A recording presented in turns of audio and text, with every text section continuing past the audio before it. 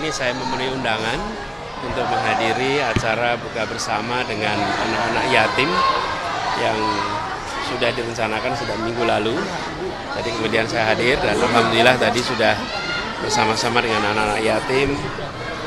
Mudah-mudahan mereka tumbuh menjadi anak-anak yang soleh, anak-anak yang nanti akan bisa melampaui cita-citanya. Wah, macam-macam buat anak-anak itu. Pak Anies tadi kan sempat ketemu Pak Paloh, apa sih yang diomongin Pak?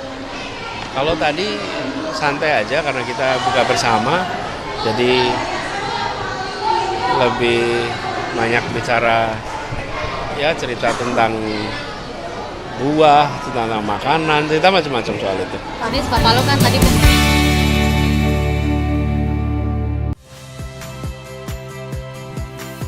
Saya Radi Saputro. Saksikan program-program Kompas TV melalui siaran digital, pay TV dan media streaming lainnya. Kompas TV, independen, terpercaya.